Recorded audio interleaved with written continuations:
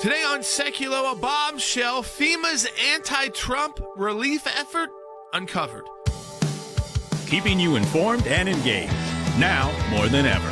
This is Sekulow. We want to hear from you. Share and post your comments or call 1-800-684-3110. And now your host, Jordan Sekulow. All right, so the election is over. Let's get back to business about filling the cabinet, getting ready for January 20th. Of course, this period of time in between the presidential election where you have President-elect Trump and, of course, the outgoing administration. We have called it before in the past, sometimes the most dangerous time in the United States of America, especially for those newly elected candidates that like to shake up Washington, D.C. If you saw the vote totals out of Washington, D.C., I mean, the bureaucracy was out in full force. There were less than 20,000 votes for the Republican ticket in the entire Washington, D.C., in the city. All of the rest of the votes, I mean, we're talking about hundreds of thousands, went to the Harris campaign. So you know you were walking into entities, departments, and headquarters full of people who do not share your vision and even past that may like to undermine you. So you've got to set it down very early that if you were going to undermine and not carry out the job or try and delay the orders of the president or secretary because you don't like their policy, then you need to be shown the door and you need to quit. And we need that reform done in the legislation. But right away, we are already seeing wrongs that must be righted. For instance, I'm sure you've heard about it, but we're going to look into it deeper now, how the House Oversight Committee is now calling, and that's controlled by Republicans still, on the FEMA director to testify after those. I mean, it's almost so unbelievable. You're like, is this really true in the United States of America post a disaster, a natural disaster, that someone would actually put inside the do's and don'ts, the good practices of those who are going door to door to check on people, to make sure they had the resources that they need, to not engage one-on-one or personally with anyone who has pro-Trump signage in their yard. I mean, that would have been my house. That would have been probably a lot of our houses, especially that time of year. So, I mean, we put it up on the screen for you right now. Avoid homes advertising Trump. So if you had a bumper sticker, if your car did survive that storm sitting out there, if you had a yard sign still surviving the storm, something that identified you as don't bother those people. And, Will, that means if you don't knock on their door, guess what they don't get? The resources that you have available to provide for them so that their family gets through what was a time where people didn't have power. Of course, the resources were low, water, food, and they were willing to deny the basics to fellow Americans because of who they told via free speech they were likely going to be voting for. That's right. And we know that the Biden-Harris administration had been targeting conservatives for 4 years, whether that be the FBI or any of the other federal agencies, the Department of Justice, that were specifically going after conservatives. But here, in a time of crisis, you see an employee that was instructing those under her leadership to avoid homes advertising Trump. And even some of the surveys that they would turn in of, like, they put the address, what they did, they have to fill out their reports. There were many that had Trump sign, no contact per leadership. So it wasn't just something that was directed and then ignored. The employees that were going to make sure that victims of a natural disaster had the resources afforded to them by the federal government, they were being overlooked and rejected and discriminated against because of political affiliation. That should never happen in the United States of America. It's a big reason why Harris lost, is because of the bureaucracy doing things like this. And this may be a first for the Biden administration. They actually fired the person. How many of these other bureaucrats that have been discriminating against conservatives still have their jobs today? Right. Well, we know that the left has been reeling from the election. After they reel, what do? They get ready to go to war. And there are reports that the Biden-Harris deep state is working already to undermine the voice and the vote of the American people. We have to fight back. That's what our 2024 Faith and Freedom Drive is built for. The coming days before the inauguration are going to see unprecedented attacks against President Trump. Support our work today. Donate to the Faith and Freedom Drive. Your gift will be doubled. Donate today at ACLJ.org. Let's be ready for battle. Well, the Federal Emergency Management Agency is facing major backlash, confirming reports that a supervisor ordered disaster relief workers to avoid homes with Trump yard signs during Hurricane Milton recovery efforts. Images shared with the Daily Wire show that houses were skipped over by the workers who wrote in the government system messages such as Trump sign no entry per leadership. There are calls in both the Senate and House for investigations into FEMA. House Oversight Chair James Comer is calling Administrator Criswell to testify before his committee. What sort of culture has been established in order for, FEMA personnel on the ground, or leadership for that matter, to provide this sort of instruction to FEMA personnel that want to provide help? The fact that anyone would make this partisan, especially with how many people lost literally everything to include some of their lives, it's disheartening. It's no longer you're looking at someone else that's in another American as an equal. You're looking at them with political affiliation, and obviously that's wrong. There are a lot of instances in many government agencies of this type of behavior towards conservatives or towards Republicans. It's a fact that the overwhelming majority, and I would say 90% plus of the federal workforce in Washington, D.C. are registered Democrats. They did not support Donald Trump. And they have the right to have their own political beliefs, but they don't have the right to take it out on the American people. We saw it under Obama with the IRS, who was targeting conservative organizations when it came to audits. We've seen this with the Department of Injustice and the lawfare that's been going on and utilized. And I would say that we probably even saw this in Western North Carolina, which is predominantly a red area, where they received almost no assistance for weeks on end. And so it's not surprising to me whatsoever to watch the Democrat Party under the Biden administration or the Obama administration to basically weaponize the federal government to try and go ahead and impact those who have political ideologies that differ from their own.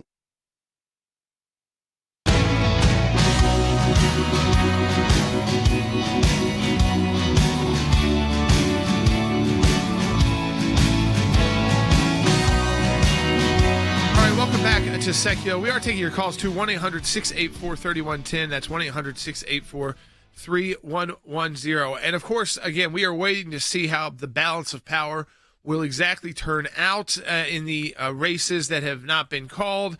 But we are looking right now, it looks like a Senate with 53 Republicans, and right now the House still on track. It's going to be very close, but on track to get to the majority.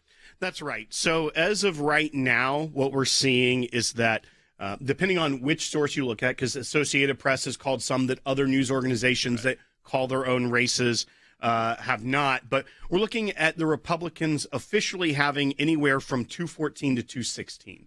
So either 4 or 2 away from the majority, depending on which news organization you are taking the called races from.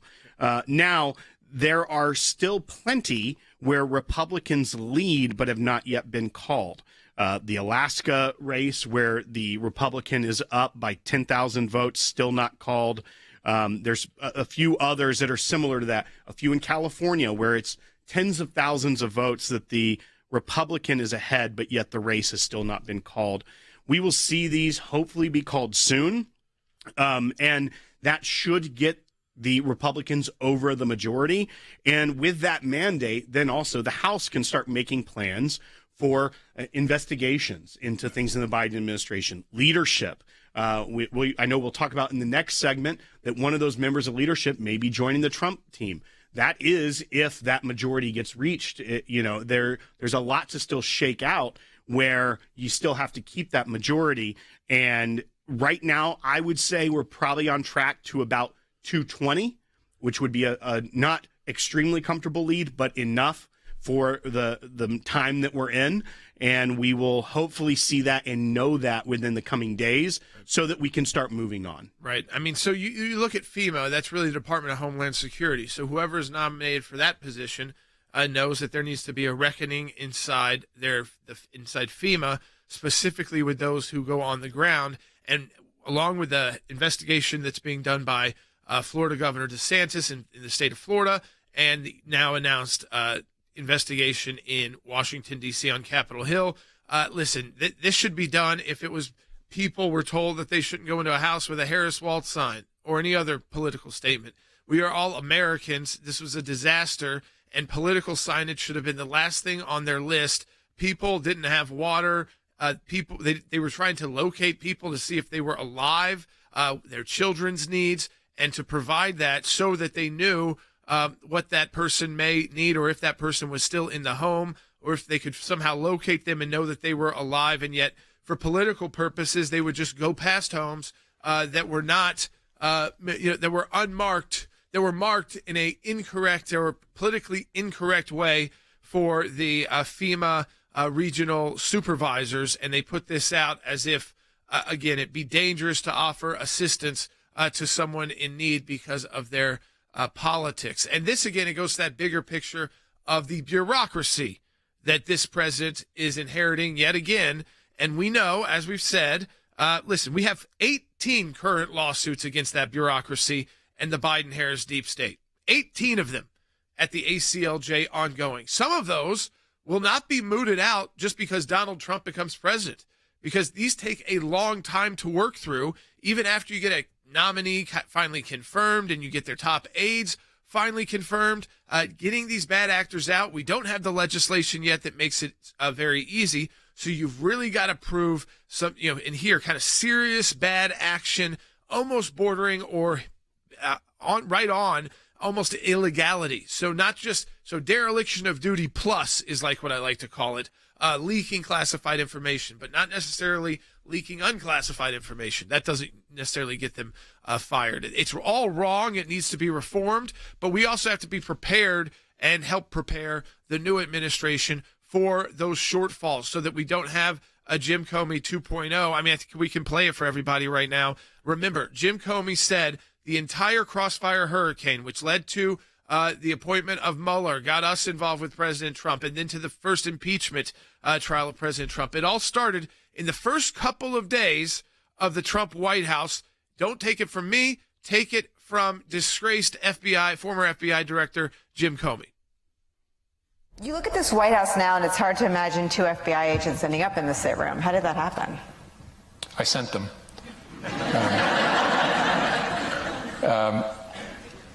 Something I probably wouldn't have done or maybe gotten away with in a more organized investigation, a more organized administration. The FBI wanted to send agents into the White House itself to interview a senior official. You would work through the White House counsel, and there'd be discussions and approvals and who would be there. And I thought, it's early enough. Let's just send a couple guys over. So, I mean, there you go. We cannot let that happen again. And how do you not let that happen again? You got to make sure before you take, on January 20th, before you're taking the oath of office, you know exactly who is there at the White House ready to go, and that knows. You don't have to let FBI agents walk right in. You can say, who do you have an appointment with? Oh, you're not on our appointment book. You can then go to the White House counsel or other advisors and say, listen, these guys just showed up. No, you got to call us. You got to make an appointment. Is there some national emergency issue? We'll assist you in getting you to the right person, but we've been here. We are just getting started here. You know the rules. We know the rules. So get out of here and call us back, because you have to be. And that's not just for FBI. Anyone who starts showing like that up, from law enforcement. I know it sounds bad that you have to think that way as an incoming president, but we learned. President Trump learned.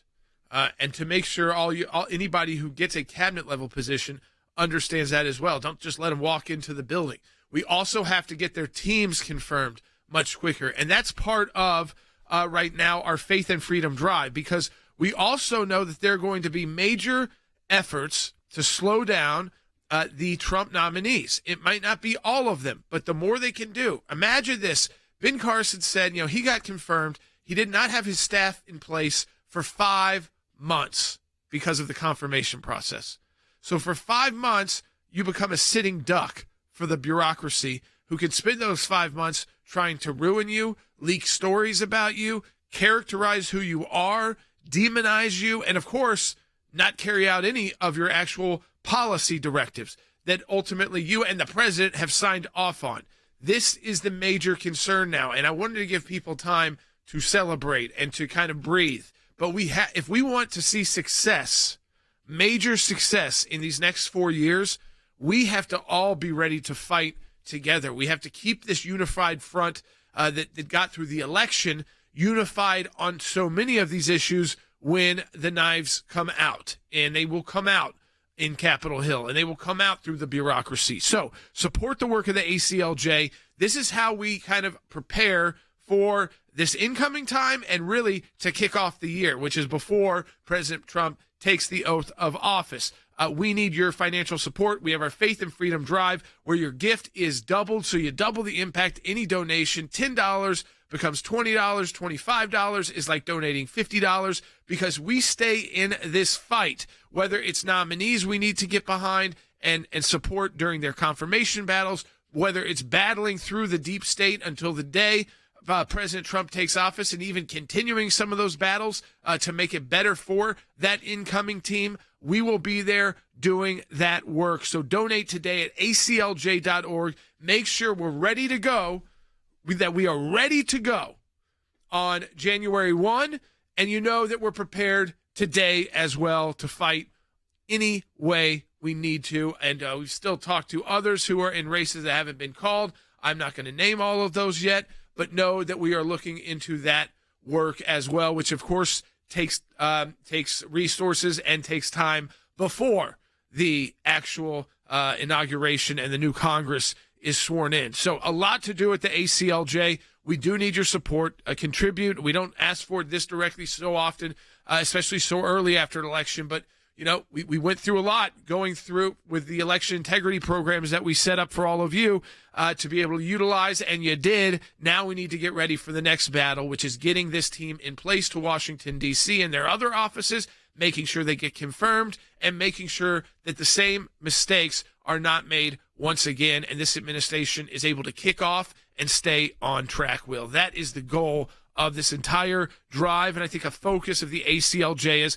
let's get to make America great again, to get Washington back on track again. Remember, we have to be ready to fight for every step we take that the administrative state will try to oppose. That's right, and we know what happened in the first 4 years. We saw what the bureaucracy tried to do, how they tried to undermine the president's agenda at every step, and how they continued that into the Biden-Harris administration, ramping up their efforts to crack down and target conservatives, whether you're a conservative Christian that is going to church, whether you are pro-life and supporting pregnancy resource centers. It didn't matter. The deep state was coming after you.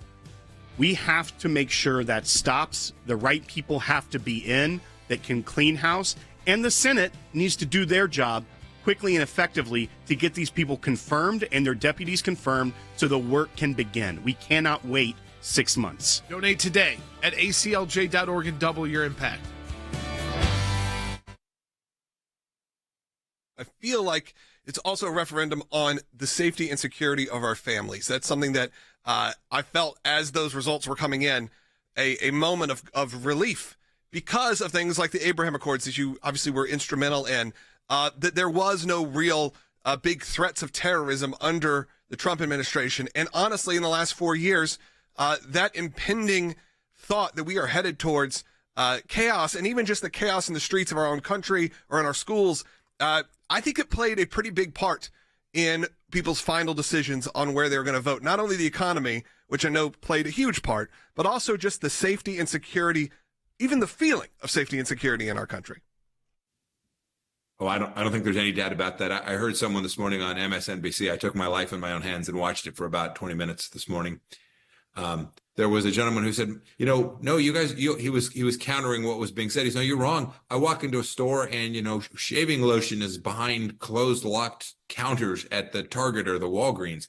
I think that gets exactly to your point. The American people could feel that their security and their children in schools was just really at risk. And so many Americans have friends or family members who are serving in the United States Armed Forces. I don't think they had any confidence in our commander-in-chief. By the way, he's still our commander-in-chief. We've not heard a word from him. I think you're precisely right. This idea that somehow America's security, its place in the world, and therefore the personal security of every American was something that was being called into question. They could feel it. And I think while foreign policy is almost never top of the line issue, I think the American people could get a sense that their security here at home and around the world was threatened. And they wanted to say, nope, we're not going to take this anymore.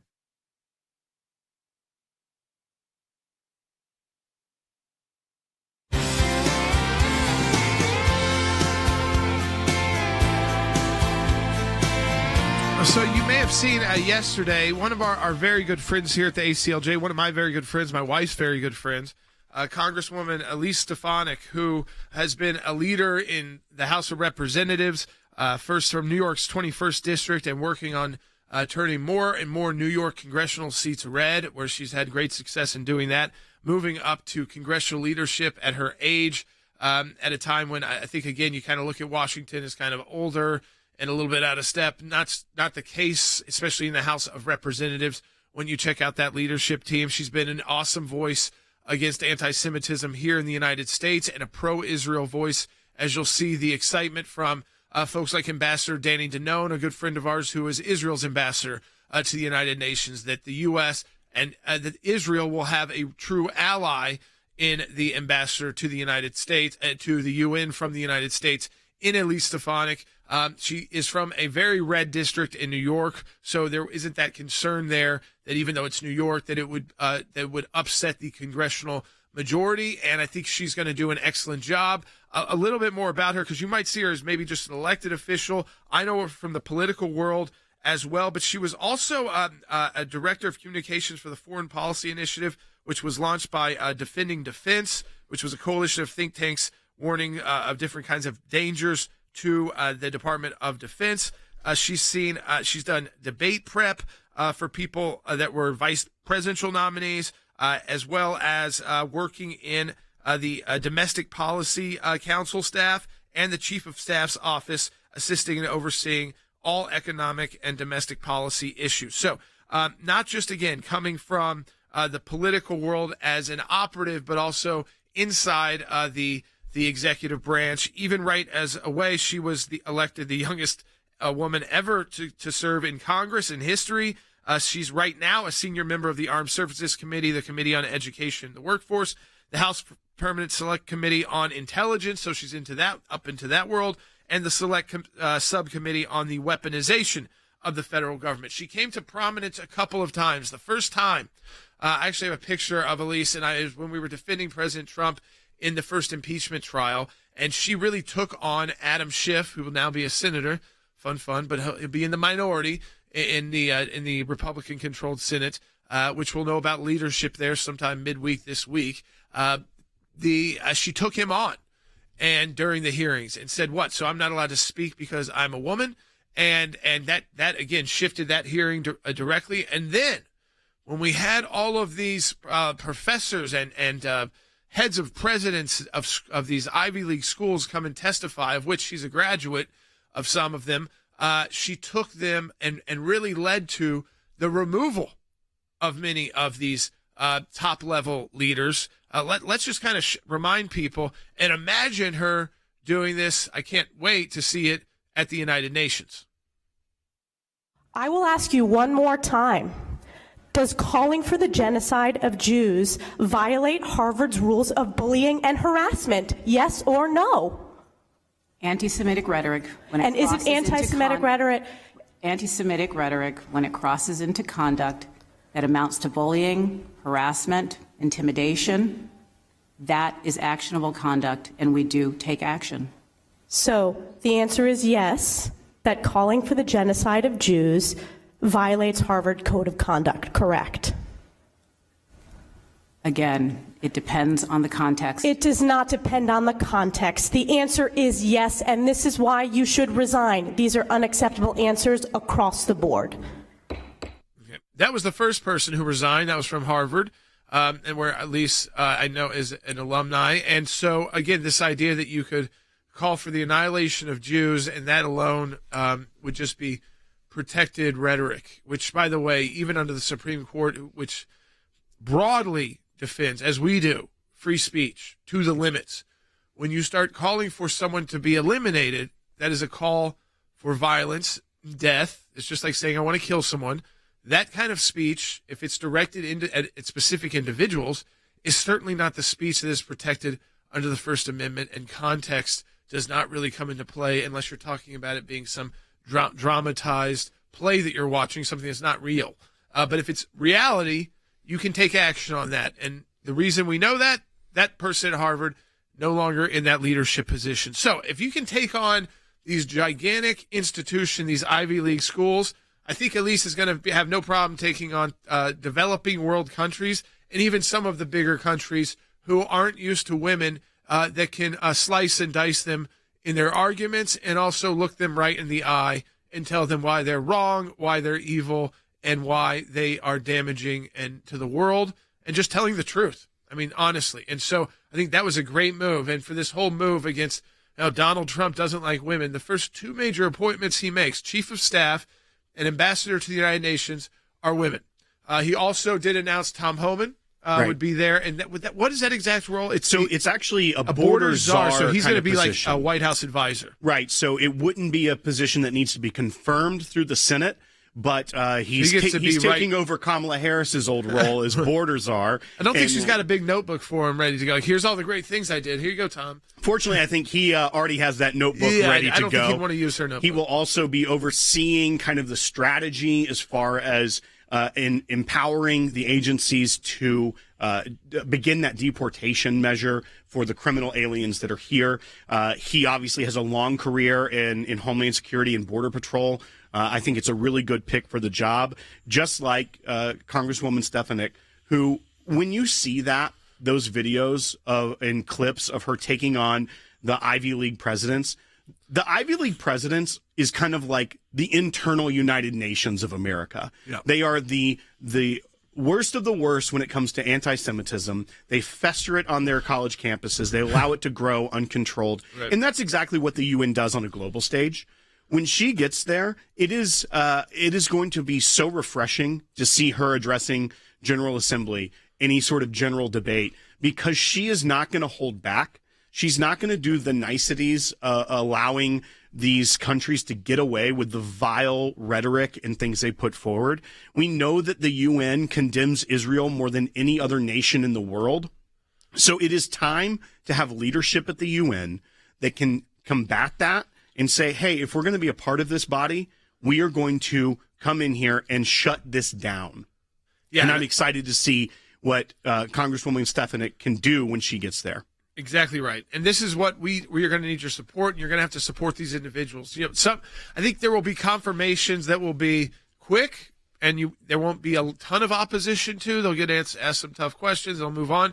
And there'll be some that they're going to choose to have fights over, the Democrats, just to see if they can dirty people up, rough them up, or even prevent their nomination. So none of this is a done deal until you get confirmed by the U.S. Senate. As we go through, and if we say, hey, this is a friend, this is someone we want to work towards getting to that position, listen, we're going to need your support as well. So be ready for that when that battle begins. And, of course, the entire process here is getting to that battle. I think this week we're going to learn more and more, maybe sometimes even during the show, about other individuals that are being brought into the Trump administration. We'll continue to report on that as well, and let you know about those that we have relationships with. We won't necessarily with all of them, because depending on the issues they handle.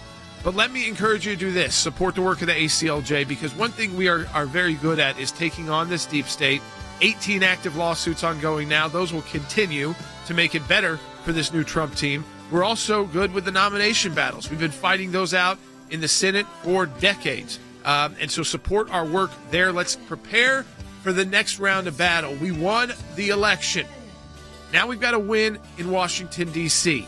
Donate today, aclj.org.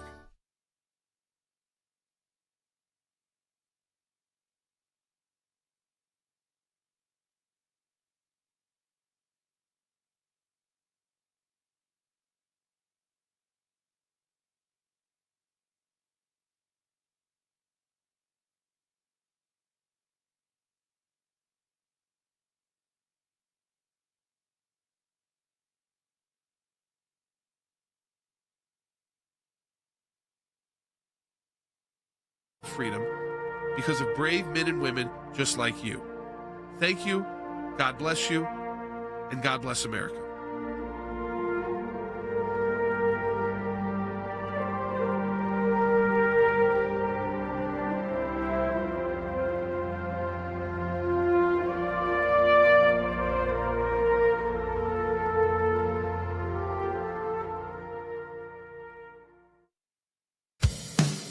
Keeping you informed and engaged, now more than ever. This is Sekulow. And now your host, Jordan Sekulow. On this Veterans Day, too, let us just say thank you to all of those of you with family members who are veterans, for veterans who are listening to this broadcast right now, for those of you who have worn the uniform. We appreciate so much your work. That is why so much of our work is dedicated to making sure, especially on the policy side, when we talk about getting into the government, putting good people in place that will, again, not put our men and women in harm's way unless it is absolutely necessary for the interests of our country and our allies around the world, and that we can question decision making from the past or current administration as a new administration readies itself. And again, though, it's a day for all Americans. I don't care what political stripe you come from or background or how involved you are in politics.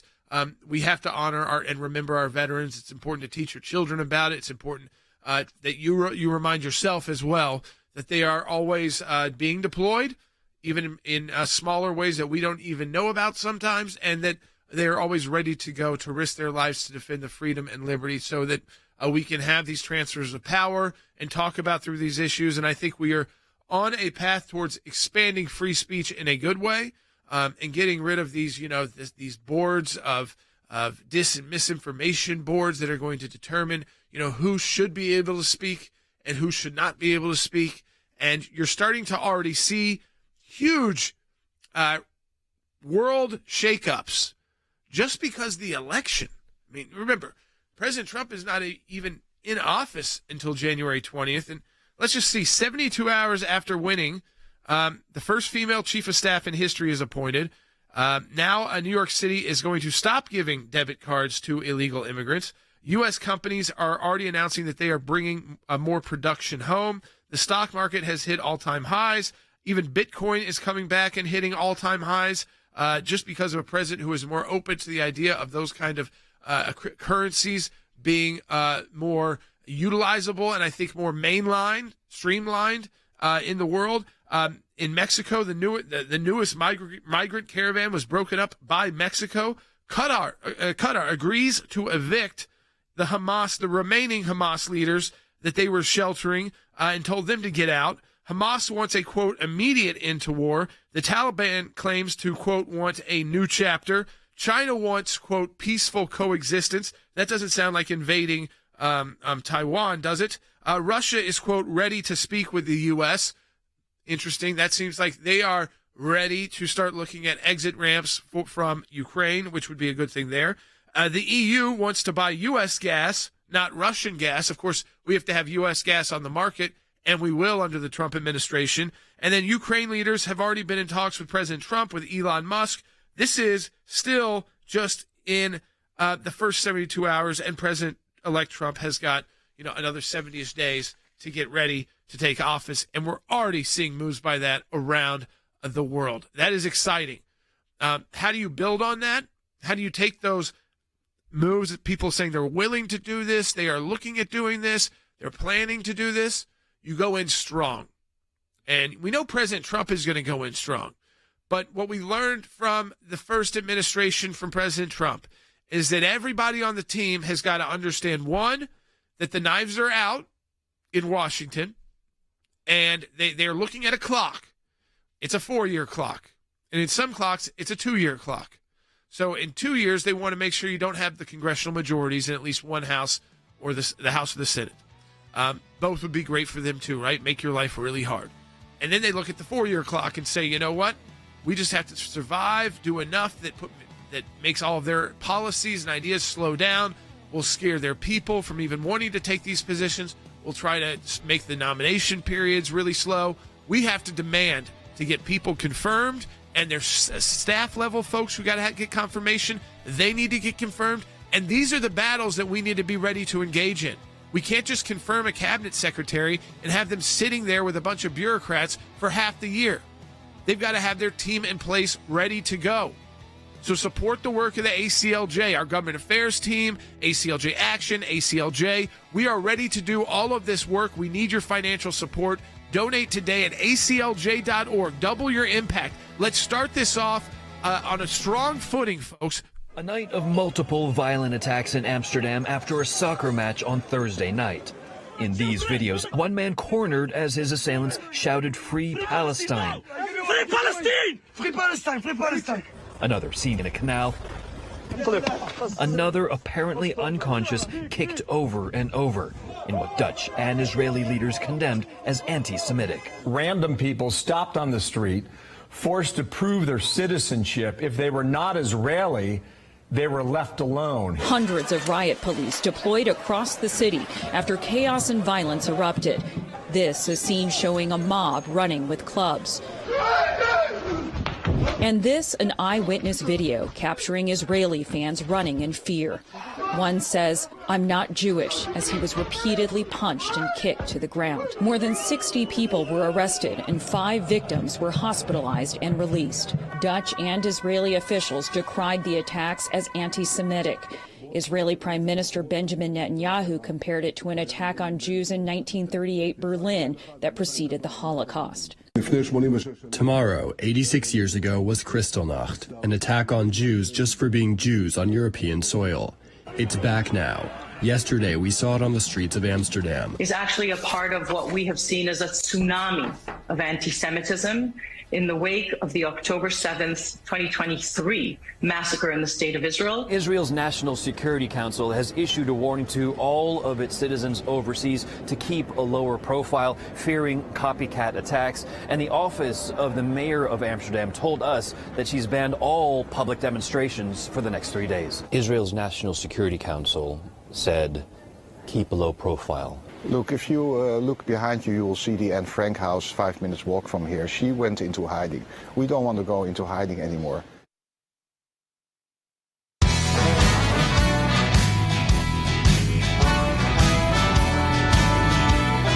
right, you may have seen it unraveling on late Thursday evening and then into Friday, and we wanted to see how everything would shake out with these horrendous attacks on Jews and Israelis in Amsterdam in Western Europe. Following a sanctioned UEFA League soccer match between a Israeli team, Maccabi Tel Aviv, which is probably their best soccer team and most known worldwide in those international tournaments, versus the best team in the Netherlands at the club level, which is Ajax, which is in Amsterdam. And so this was a sanctioned match for a tournament, and instead of maybe increasing security, considering Israel is right now involved in a conflict that is considered extremely, divisive, especially in Western Europe, and even here in the United States to an extent. Unfortunately, we saw the protest. But Western Europe, which has had a very different population shift, we saw something that we have not seen happen on European streets since the days of the Nazis and things like Kristallnacht and those kind of historical notes that led to the horrors of the Holocaust. And that was many individuals in Amsterdam and in Holland and the Netherlands who were coordinating for what we now know a period of time to attack Jews and Israelis in the streets, both before and after the soccer match. And Logan, I think to all of us, and we've already begun, getting back to Europe and working with the ECLJ. They're looking at what they can do as well, since these are a lot of institutions that are connected. These leagues are very connected to the government there, and they're kind of our pseudo governments because they oversee more than just a country's league. They see an entire half the world's leagues, and yet they didn't put in extra security. It doesn't look like, knowing that this was even just looking at, just basics that should be necessary. And instead you end up with, at one point in time, there were missing Israelis, missing Jews, being beaten on the street. Sure. Over 60 people, thankfully, have been arrested. And it didn't continue for days. But it got to a point where they sent El Al planes to pick people up, to get them out of Amsterdam quickly, because they didn't want to have to go through the regular airport process even, or have to stay an extra hour. Yeah, it was absolutely horrifying to watch, and very connected to, I guess you'd say, the Zionist internet, where things seem to break there hours before they make any sort of mainstream news. And we start to see this bubble up. And on people's phones. They started showing videos, texts were coming through. And you have to be kind of cautious, because sometimes videos get spread that aren't real, and all of a sudden it became very clear that not only were these real, but it was happening not just in one spot, it was happening all over the area, and that this was well organized. And then text messages started to come out, and screenshots started to show up where you saw the messages that were getting spread. And this, of course, is in Amsterdam, where it's already, I said, tensions are high. You have an Israeli team coming in. Look, if you had an Israeli team coming in America right now, you'd assume that you'd have extra security. Most synagogues in America right now have extra security because of everything that's happened over the last few years. Now, I will say, I was in New York over the weekend in New York City, and it is very different feeling already. I was in the area. There's obviously predominantly religious Jewish people. Everyone very happy, very outspoken. Of course, what you're seeing right now is there was the only thing political I saw on the streets was a pro-Trump parade with trucks, with a skeleton driving a car. They were playing Trump Won and You Know It. The General Lee was at the end, from the Dukes of Hazzard. It was a very joyous thing, and people were stopping and taking videos and goofing. And what I can learn is also two things. One, New Yorkers treat things very differently. I didn't hear anyone talking about it, but I honestly felt in the air a sense of relief of maybe something's going to get better for that city. Yeah. That you'd have some changes happening. Because Donald Trump has a big interest in the city. Have a big interest in the city, and maybe they may not have voted for him, certainly, but they maybe could feel a relief. Because right now, New York is sort of on the precipice of change, and you'd hope it goes one way and things get better. But when you have the news coming out of Amsterdam, it did even make me worried about going to New York, because you saw the night of the election, the only protest that happened really the night of the election was a pro-Palestinian march that happened on Times Square.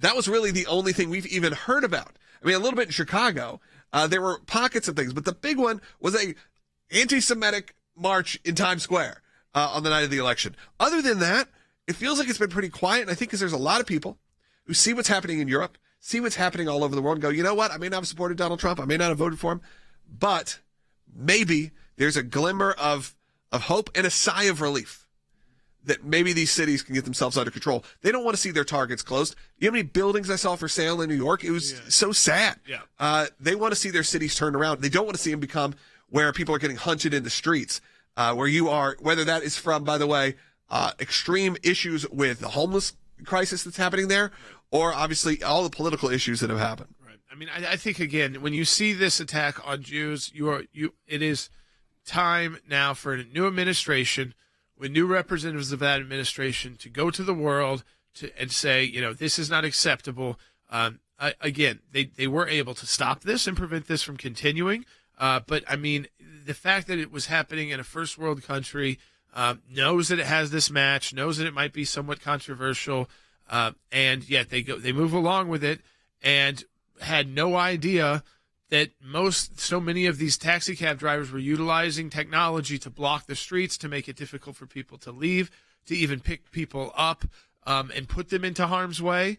I mean, just the worst of stories you can imagine by utilizing those rideshare services. For those companies, it's important for them to start speaking out about how they can prevent this in the future, so that you can have faith that if, that you call for a ride and it's the right, they give you the information to check to make sure it's the right person picking you up, that you're going to be as safe as you can be in any car ride, and that you're going to be dropped off your location, and you're not going to be taken to be beaten because of your religious or your national background, your religious background, or your race. And this is unacceptable around the world, but it's why we're sending people like Elise Stefanik to the United Nations.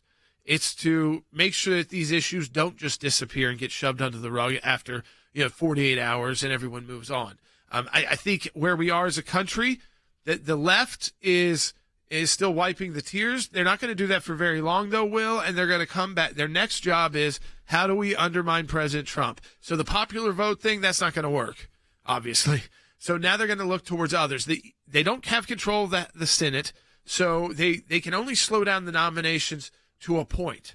And I think what we have to see from Republican senators is a push as fast as possible to get people into place, because President Trump cannot get any of his issues and his main policies actually being enforced and starting to be enacted without getting the right people in place. This bureaucracy is the same bureaucracy that was there when he was president the first time, and they are going to be there to try and thwart you until you can remove them. We need legislation on that. I mean, there's a lot of work to do. But we've got to get to day one, and let's make sure that on day two, we haven't been set up by the FBI or some other law enforcement agency that will then hover over and be a cloud over this entire next 4 years. We can't have that happen. We need good people in these positions who are able to carry out their jobs. They just need to know to be, I think, Logan, it is my first message to everyone, which is you don't talk to anyone you don't know. You don't let them into meetings if you don't know who they are. Just because it sounds like they're FBI and they're acting nice, if they don't have scheduled meetings and a reason to be there, you're not meeting with them. Yeah, you got to be very careful. You got to be very careful of everything that's happening right now. I think that you cannot be, you can't be more safe to follow what's going on. And look, at all the lines of work that we do, you got to stay vigilant. You got to make sure that the people are walking into the lion's den. Yeah, in Washington D.C., if you're nominated for one of these positions, or New York City at the UN, the people that are first surrounding you, and they'll clap when you come in, they are the lion's den, literally. Yeah, I think that's sort of the scary part about this is when you look at it, like I said, on the streets of New York, it feels very different than probably what's going on, in the courts, what's going on in the government. That's a different situation. The streets of New York feel great. Feels like people are excited. Feels like there's some hope again. But if you probably do the same thing in Washington, D.C., it probably has a good feeling. But you got to make sure you are really careful and staying vigilant of what's happening because you know that there's a large portion of the country right now, and not just politically, or not just in politics, even regular people. I don't see it as much as I thought I would, but I have seen people say, I'm no longer friends with my family. I'm no longer going to talk to them. We'll see how long that lasts. Yeah, of course. It's a lot of drama right now. It's a lot of grieving for some people. A lot of kids doing that too. A lot of these first-time voters who think your person's automatically going to win, and they get involved. They get heavily involved in politics. They've never been involved before. They don't realize that you lose more than you win. Obviously. Yeah. That's a pendulum that swings pretty regularly. Yeah. The violence issue is not what I'm saying here too either. This is about not being able to get your government functioning. Not because President Trump isn't ready to do it and the people he's putting in place aren't ready to do it, but because they don't have enough of a support team that can push back against the bad bureaucratic actors that will first try to slow everything down, first try to tell you, no, I don't think we can do it. I think we got to have another meeting on this. We may need to bring in some people from this agency or this department, and then you're not able to carry out the functions of the government that you're being instructed to by the President of the United States. And that is why we want to be very strong with our presence in Washington, D.C., which we are, but we want to take it to another level so that all of this, we get the best of the best out of these 4 years. So support our work. Donate to the ACLJ during our Faith and Freedom Drive. Double the impact of your donation today at aclj.org. Make that donation. Well, the Federal Emergency Management Agency is facing major backlash, confirming reports that a supervisor ordered disaster relief workers to avoid homes with Trump yard signs during Hurricane Milton recovery efforts. Images shared with the Daily Wire show that houses were skipped over by the workers who wrote in the government system messages such as Trump sign no entry per leadership. There are calls in both the Senate and House for investigations into FEMA. House Oversight Chair James Comer is calling Administrator Criswell to testify before his committee. What sort of culture has been established in order for, FEMA personnel on the ground, or leadership for that matter, to provide this sort of instruction to FEMA personnel that want to provide help? The fact that anyone would make this partisan, especially with how many people lost literally everything to include some of their lives, it's disheartening. It's no longer you're looking at someone else that's in another American as an equal. You're looking at them with political affiliation, and obviously that's wrong. There are a lot of instances in many government agencies of this type of behavior towards conservatives or towards Republicans. It's a fact that the overwhelming majority, and I would say 90% plus of the federal workforce in Washington, D.C. are registered Democrats. They did not support Donald Trump. And they have the right to have their own political beliefs, but they don't have the right to take it out on the American people. We saw it under Obama with the IRS, who was targeting conservative organizations when it came to audits. We've seen this with the Department of Injustice and the lawfare that's been going on and utilized. And I would say that we probably even saw this in Western North Carolina, which is predominantly a red area, where they received almost no assistance for weeks on end. And so it's not surprising to me whatsoever to watch the Democrat Party under the Biden administration or the Obama administration to basically weaponize the federal government to try and go ahead and impact those who have political ideologies that differ from their own.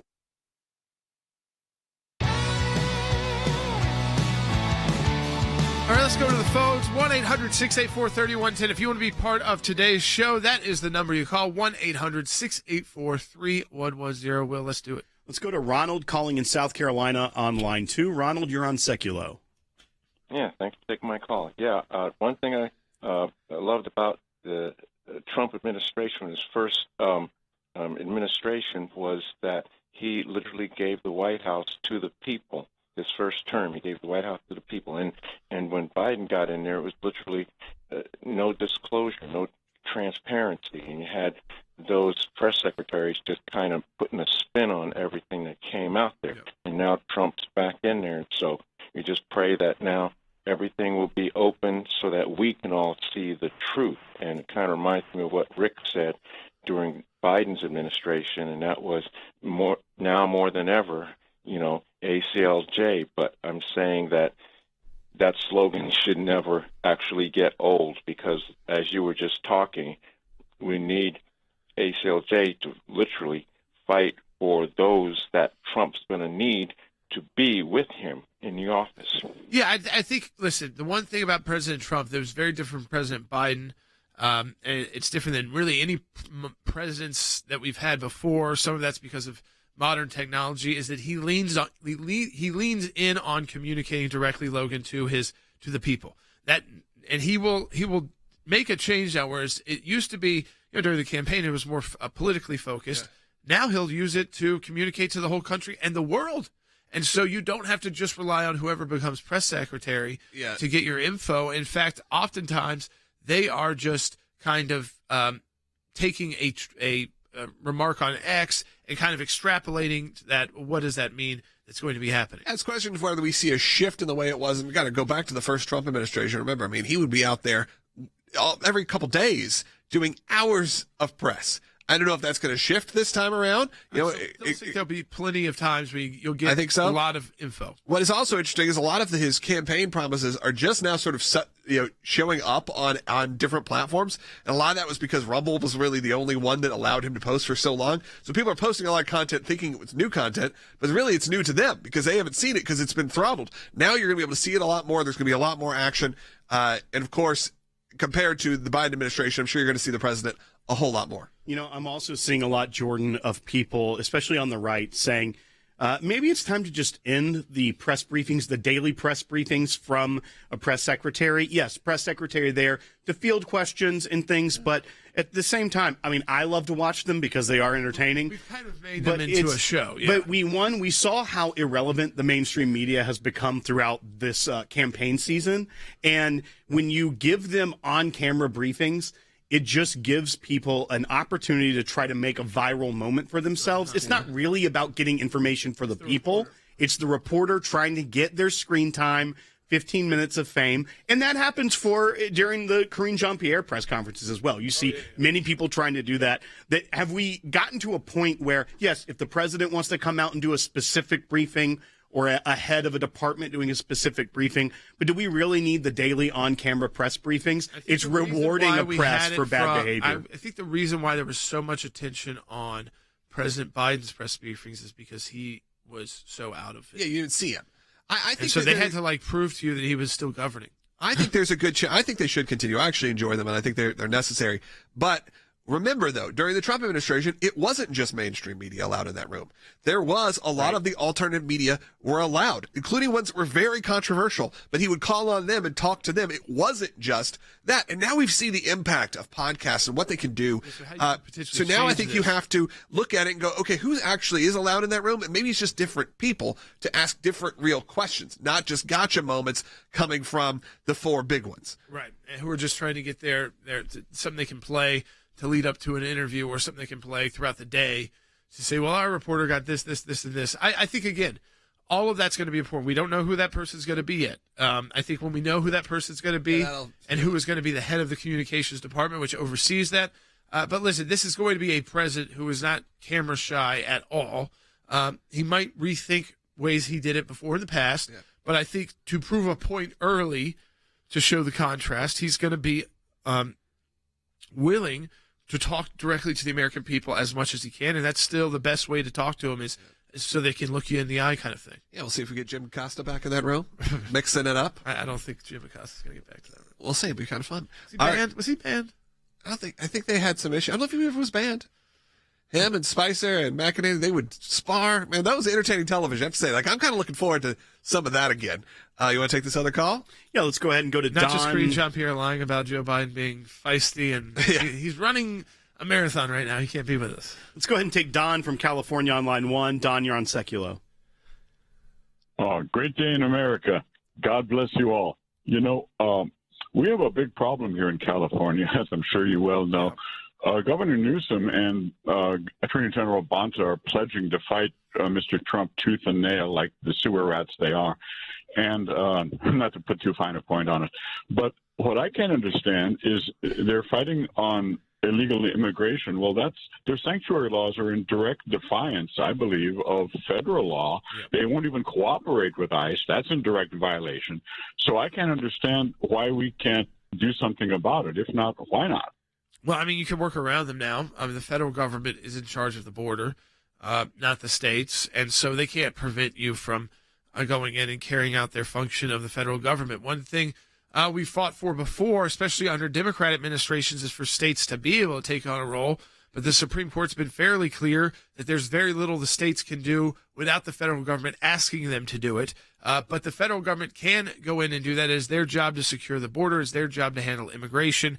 But listen, I mean, we've also made more allies at that level with state attorney generals. One of our good friends, the ACLJ alumni, who is Attorney General-elect in West Virginia, so that when these states are fighting back, we will have states that will fight for the goals of the administration. And, of course, the ACLJ will be there. A lot of these arguments will be the same arguments they have tried to make in court. Much of it is about delaying policy. It is not actually about stopping the policy. They just want to see how many delays they can put in place. Courts have heard a lot of these issues before. So, again, I think if we are vigilant, if we are ready to fight, not just to win the election, that is over, but to win on the issues so that they can be implemented, that we can get things done in a huge way, and we could still look back on that first 4 years of President Trump getting done more than those 4 years, and a lot of presidents do in 8. Well, now we've got another 4. So where can we take the country in those 4s? How much ahead of the bad can we get out of this current mindset that just is so gloomy?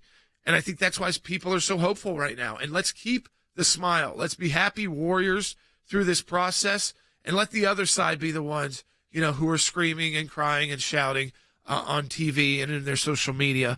We just need to keep the fight alive. We need to be realistic. I need all of you to be realistic about what your leaders can accomplish and can't accomplish when we actually figure out what the margins are going to be in the House, the exact margin in the Senate, and what President Trump can do on his own and what President Trump will need legislation for. So we have to also be wary of, again, just being able to do everything in one day. It doesn't happen like that. And you have to prepare to fight. But again, it's a fight worth fighting for because you are protecting America for the future, really saving a lot of America for the future as well. Support the work of the ACLJ. We're ready to go, but we want to have those resources to be ready to go in 2025 as well, to hit the ground running. Support the work. Donate today. Matching challenge. Double the impact of your donation. Donate today. ACLJ.org.